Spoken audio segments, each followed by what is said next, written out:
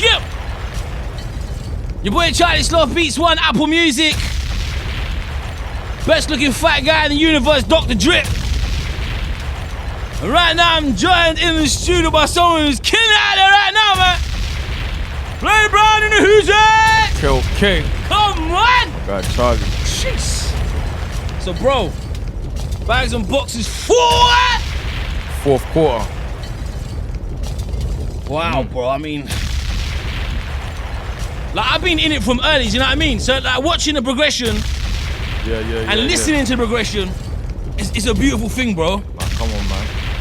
That's what I want them to hear, man. You know what I mean? And I was saying to you before, like sonically, this sounds like a very, very big piece of music. Nah, come on, man.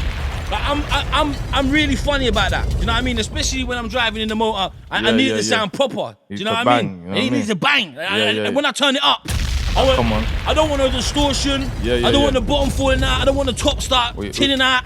Big up my guy Swifter on the mix, man. Crazy, bro. Sounding powerful out here. Yeah, you got that sounding clean. Now the project's gone mad out there. It's number 12 at the moment in the midweeks. Yeah. We're trying to get it into that top 10. Boy, you know, we're just pushing, you know what I mean? And the support and love I got shown so far, even that's kind of like, yo, that's over, you know what I'm saying? It's overwhelming. So but obviously if we get that top 10 spot, then come on. That's crazy. And you know what? As an artist, something that I admire, and there's only a few, there's a handful of people from the same pool. Of artists like yourself that's never conformed. Nah. Never tried to make no pop music. Never tried to make a record just to get it popping in the club or in the charts. Nah. Always made what was natural and real to you. And I applaud that, bro. Yeah, that's how you stay, you know what I mean? That's how you stay in it, you stay relevant, you stay in the game, you stay alive, you know what I mean? Because you've been in the game for ages. Ages, bro. Don't make me sound too old now. Nah, I mean, you know, people the same age. We've 28. been around. Yeah, 28. 28. It's a birthday, no? I'm 28. I was 28 yesterday. Yeah. It's mad. I'm getting old, bro. It's crazy out birthday, my guy. But so you've been around for a minute, and you've never once conformed. You've never tried to change your sound or follow pattern. You've always done what Blade Brown does, and I respect that highly, bro. Yeah. I just make music that I like. You know what I mean? Like I've got to feel the song. You see what I'm saying? If I don't feel it, then I'm not gonna put it out, and I'm never gonna make a song to be like you said. Let's try and make a song for the clubs. Let's try and make a song for the radio. Never. I just make music I like, and I think it's kind of obvious when you listen to the tape. Like it's some of the, you know what I mean? Some of the content, some of the beats and stuff. It's just raw. You know what I mean? But people want to hear that. I think they get tired of hearing the same old. Do you know what I mean? Generic kind of sounding, following the trend of what's going on. They get tired of that, man. So. And I think because you've done that, bro, you've got your own sound now. Yeah. Does that make sense? Like, like sometimes artists don't really find their own sound. They kind of go with what's going on. Whereas like, definitely, it's got to the point where you'll hear a beat now, and if you're like, that's a Blade Brown song. You know what I'm saying? Like it's mad, and that's when you know sound's working. But you know what's funny? It's like sometimes I hear beats and stuff like that, and I like the beat, but I know it's not for me. Do you know what I mean? But I can just sit back and appreciate the beat and stuff like that. You know what I mean? Even certain of the songs that is playing in the clubs and bumping in the clubs, I like them. Do you know what I mean? But it's just like you just got to kind of know what kind of works for you. Do you know what I mean? And not trying to chase a sound that's not you. So saying that, like understanding that you have got your own sound. When it comes to making a record, is there a process for you where it's like, no, that's not my sound? Or is it like, I like it and I can make this work with what I do? Or is it just like, look, this is what I need to do? There's a fine line. There's beats that I hear and I would love to jump in it. Like for example, I'll give you an example right now. That Bugsy and H song. Oh yeah. Yeah, that I like. I think that song's hard. Do you know what I mean? Yeah. I think I could write something like that. It's because I like the beat. Yeah. But I would never try to go into the studio and try to make something that's not me just to do it. Do you know what I mean? But yeah, like more time the process in the studio is just like, you fling on the beat, just catch the vibe. If it don't work for you, just move on. Do you know what I mean? Don't force it. And do you always write to the beat, or do you write before and then? Nah, always write to the beat. When we was young, like you used to have your little raps written down in your book, and you know you have your little set of raps that you go and rap on every beat and record about 8 times over. But nah, when I get into the studio, I write to the beat. I don't even write it down. I write it in my head. You know what I mean? But you don't write. You don't pen it. Nah, don't pen it. That's mad. So you just get it in your head, go into the booth, spit it out. Spit it out. Mad. I see that on Fade to Black, the Jay-Z documentary, and I was like, nah, I gotta learn how to do that, man. And you know, once you master it, you got it. Yeah, you get it. Yeah. It's working for you, bro. I'm telling you. Come on. So, bro, I mean, like, you've been like a drip master for a minute. You know what I mean? With the motors. I'll accept that. The clubber. I'll accept that. The kicks. You've been about it for a minute. Every time I see you, I'm always like, I need to step my game up, man. I'm feeling like last season. Get out of here, man. Feeling like last season. Charlie, you've been on your game, man. You know I'm trying. I'm playing catch up. You know what's going on out here. I'm playing catch up. Like, with like the music going to the next level now, yeah. Yeah. Like, cause it has. Yeah. Like everything's got. It feels like everything with you's gone to the next level. Nah, Is there good. pressure on you to take that to the next level? Because where do you go? Like I remember you were pushing S500s 8 years ago. Facts. Tell them. 8 years ago. Make them know. So You know what it is? Where you know do we what's so go from funny? here? You know what's so funny about right now, which is actually weird. I don't really care about cars. You know, I'm not serious. Yeah, I'm not like I don't mind, but it's not a be all and end all. When we was younger, I feel it's a bit more important to me. I just think about businesses and That's important. Watches and investments, and that's more interesting to me. Cars is okay. You can have a nice car, but it's not. I don't have the same love for it. With a watch, what's the best investment piece you've ever got? Because I've always seen you with nice kettles as well. Yeah. What's the best investment piece? The best investment piece. I mean, I can't really say that now because some of the watches you've kind of missed it. Yeah. Do you know what I mean? Like you would have to have bought it at the right time. Yeah. Do you know what I mean? But yeah, some of the APs and stuff I've got, they've gone up in value a lot. Yeah. Some of the watches I've got them late, so I've kind of missed the thing. But you know, your watch, your money's quite safe in a watch. You know what I mean? You know, if you get the right watch. So, what's your favorite watch? My favorite watch is probably the AP Skeleton. Yeah, it's just. It's got the skeleton. It's just, you look at it, it's just like a work of art, man. You know what I mean? That's my favorite watch. What's that at the moment you got in there? This is just rose gold Sky Dweller. Man, it's just a rose gold Sky Dweller. Kept it plain Jane. Yeah. To keep it bossy. Yeah, no, I like this as well. That's a great watch. That's a great investment piece. Yeah, it is as well. Great investment piece. Come on, man. This is what you need to be putting your money into. That's what you need to be putting your money into. 100%. You don't lose money there. Don't lose your money, bro. So Bags and Boxes, thought it's out there right now. It's doing a madness. Yeah. What's your favorite record from the project? What's the one record for you where you're like, yeah, that's my record there? Do you know what? It changes all the time. And obviously, I like all the songs. I wouldn't have put them on the tape. But my favorite song at the moment is probably Harrods. Like that one. Yeah. Nux. With Nux, big up Nux. He made the beat as well. Yeah, when that one drops, it's just got that kind of old school rap vibe to it, but it's kind of new school at the same time. And you know, I just like the song, the concept. It's my favorite song at the moment. Yeah, definitely. Yeah. That's definitely. mad. Definitely. Big record. You know what? Yeah. My one's a mad one. Go on now. Let me tell you this. Like, Let me hear this. I got a few. Yeah. That I and Harrods is one of them. Yeah. Like that. Big record. Yeah. But the one for me, yeah. There is one record in the whip. Like when I'm in the whip, yeah. When I've got the windows down and it's nice out. And I'm putting the record up loud, and I want people to hear it. I don't know, and it's a short record as well, which kind of gives it away which one it is. But the intro. Yeah. Okay. Yeah. I don't know. It's just like that was when I made that was my favorite. Like that's like the sound about it. Do you know there's a certain vibe about records that? Nah. It's got that kind of.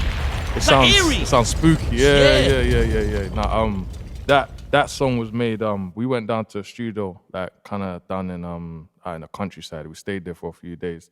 Had quite a few producers down there. Had Khans there. Khans was just making it on the spot, and I was just like, we was running through loads of beats. As soon as he started making that, that's when I got into my, you know what I mean? I just started writing to it while he was making it. I wish we had that on, I wish we filmed that, do you know what I mean? But yeah, that one was crazy. The energy in the studio was mad when we made that, and it was just, when it dropped and we finished it and just thumping it loud. Yeah, that one was crazy. That was hard. Crazy. And the Fredo joint as well, that's Yeah. It's crazy. Crazy.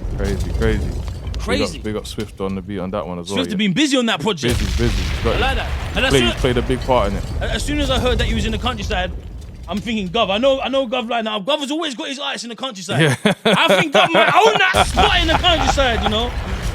Nah, it's good, man. Do you know what it is? It's like, if you're in the studio and it ends and something comes up, you're going to be like, come back tomorrow, or I'm going to book studio until this time and then go and do that. Once you're down there, you're there to work and you get in a zone. And it's like, I think I made about 5 songs in about 4 days. I've never done that my whole life. Mad. Yeah, I was just working. I was That's mad. Getting up early, getting in the studio, in there all day. So it's good, man. It's a good experience. What's the vibe like in the studio when you're working in the studio? Because every artist is different in terms of what they like to be around them in the studio. Some artists, they want there to be bare things in there. Yeah. You know, juice, smoke. Like some artists just want to be on their own. Yeah. What's like, paint the picture of what a studio session, especially in the countryside, is like for Blade Brown. Who's in the studio? Who's doing what in the studio? I mean, you know, from like, if you've seen all my tapes and stuff like that, you know who's going to be the usual suspects. You know, Khan's is going to be there. Young's Teflon's going to be in there.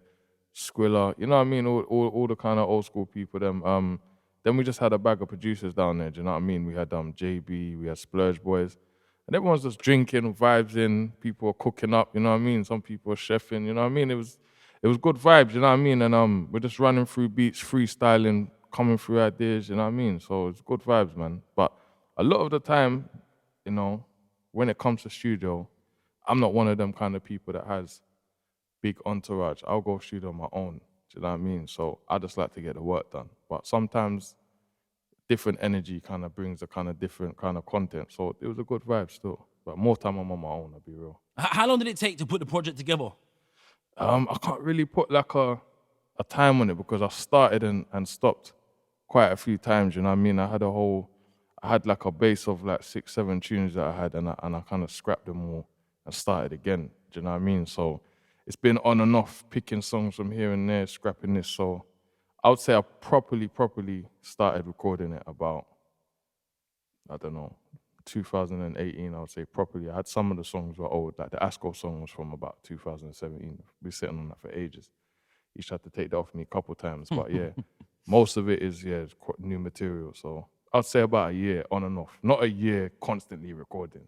A year on and off. Working on it when you get the moment. Exactly, yeah. Now, I can imagine that this week your phone's been crazy in terms of like record labels and people wanting to do deals. Is that something that you'd like to do moving forward? Are you interested in getting into bed with a major label? I mean, like, cause someone like yourself, who's very self-efficient, you don't need money. You know what I mean? Like, is there a desire to get involved with a major label? Or do you feel like, you know what, I got this? I just feel like a label, I don't know, a label could possibly put me into positions that I haven't got into before. Do you know what I mean? And stuff like that. And it's something I've never done. But at the same time, I know a lot of artists that have got into deals and as soon as they're like a few months into it, 6, 7, 8 months into it, they want to get out of the deal. Do you know what I mean? So I think it's about doing the right deal. I think if the right deal comes along, but we're not. We've done all of this by ourselves. Everything you've seen is, it's just me and my management team. So there's no, do you get what I'm saying? It can be done. But if the right deal comes along, we can speak. I like that. That's business talk there. You gotta be talking some numbers. Yeah. But yeah. Now, you have been in the game for a minute, bro, and like, you managed to survive through all the different changes that have happened culturally throughout the years. Like, all the different shifts and fashions that have come into play over the last... Seen it all. Now, for you, as like someone who's been about and is still on top of his game, still very relevant right now, which artists are you feeling from the new school that you're like, rah, like, he's got something, you know what I mean? You must listen to these young bucks and be like, rah, because it's all different, you know what I mean? Definitely, I mean, without being obvious and, state ones that I work with all the time, like K-Trap and people like that, I mean, out of my immediate circle, there's guys I like Dig That, do you know what I mean? I think he's cold. I like what he's coming with. I'm trying to think who, man. Like, I like Nux, you know what I mean? Nux, I think he's definitely slept on, do you know what I mean? And Tiggs, he's not of the new school, but he's, he's just there's a lot of guys that are being slept on, I think, that are very, very talented and stuff as well. So, you know, off the top of my head, I can't always... Have you ever thought about starting your own label and signing some of these young bucks? Yeah, that's definitely something I thought of, but it's like, it's a thing where I would have to have everything in position exactly to do it. Because I feel like a lot of people try to rush to do that just for the look of it, to look like, I'm doing a label, and they don't know what they're doing, nothing's in place yet. And they haven't even got enough time to do what they're doing before they're looking after or, you know what I mean? Yeah, investing in someone else's career. So I feel like when everything's fully in place and I have a team and I can just be there overseeing, signing things off and whatever, then I'll do something like that, yeah. Love that, bro. Yeah. Now, Bags and Boxes 4 is a tape. But are we calling this an album now? Nah, because... It's still a tape? I wouldn't, do you know why I wouldn't call it an album? Because I wouldn't approach making an album like I would approach making Bags and Boxes 4. So what's the difference? I mean, I just feel like, first of all, if it was an album, I wouldn't have as many features on it. Do you know what I mean? It's still done like mixtape style. Do you know what I mean? Like different songs with different people. Is it because it's part of a series as well? It's part of a series, and the series started as a mixtape. Yeah. So it's kind of, you know what I mean? You got to kind of keep that vibe going. If I was to do an album, like I said, I wouldn't approach it the same way. So I don't think it's fair to call it an album. I know artists are kind of scared to call their project an album. That's what it feels like these days. Yeah. Like, it's just like, what's the difference? Like, the way you've explained the difference there, that makes sense. Yeah, Like, this has got features on it, it's part of a series. Yeah, but normally, man, it's just like, no, it's just a mixtape. Yeah. You know what I mean? I feel like there's certain songs I would make, and even certain sides of my life I would speak about and kind of make, you know what I mean? And open up about that I would do on my album that I wouldn't do on a mixtape. Yeah. Do you know what I mean? So I can't really call this an album. So, you know. So when we get in the album, Blade! Set me up for that one. Come on! That was a setup. Yeah, we're gonna, as soon as this is out and, you know, the work's done, we slap out a few more videos, I'm getting straight back into the studio. So we'll see what happens. What, early 2020? Yeah, not even this year. This year? Yeah, I'm getting straight back in there, man. I ain't gonna go missing for 5 years again. Yeah, you did go missing for a while. But yeah. I'm not even gonna ask why. I don't want to know. You don't want to know? I don't want to know. Like that. So we could potentially get an album this year? Not this year. We could start recording this year? Yeah, let me check. So the album will come in 2020? Yeah, exactly. Yeah. Exactly. Like, if you could pick one person, because you just said you don't want the album to be feature heavy. Yeah. But if you could pick one person to be on the album, anyone at all to be on the album, who would it be? These are these pressure questions. Yeah, right? come on. Anyone, it can be anyone. UK, American, anyone. Anywhere in the world. Anyone. Yeah. You can have anyone. If you call my phone and he's like, yo, I need a feature, and I was like, yeah, I can give you anyone in the world you need right now. Yeah. Who would you pick? That is hard. On a hook or something. Anything. Verse, hook. All right, yeah. If it's a verse, I wanna go back to back with Jay-Z, man. Come on, man. My gosh. You know what I mean? That would be mad. You know? And you know, yeah. I think I'll hold it up. You know what I mean? Yeah, I think you'd hold it up, bro. Come on. Easy. You know what I mean? Not about easy. Nah, you come on, mate. But he might just start talking some billionaire talk. Yeah, that's that. If he starts doing that, yeah, it's a wrap. It's a wrap. You might have to take him off. Yeah. Sorry, bro, I didn't make it. Your verse didn't make the cut. Make the album, bro. Congratulations, bro. The tape's sick. It's sick. It's been in the whip. It's been in the whip strong. Nah, respect, man. I'm glad everybody's feeling it, man. There's a lot of time and effort and energy put into it, man. Congratulations, I'm a bit too much of a perfectionist, but we got there in the end, man. You can hear it. You can hear it. Like I said, like, sonically, like, you can see you spent time. I love, man. You can see you spent time. Like, I'm so panicky with that stuff. Yeah, of course, man. So panicky because my ears are like, respect, you know what I mean? Man. So respect to all the features and the producers as well, man. Everyone played a part, you know what I mean? It's not a one-man band, so yeah. Love that. Congratulations again, bro. Respect, massive project, man. Come on, man.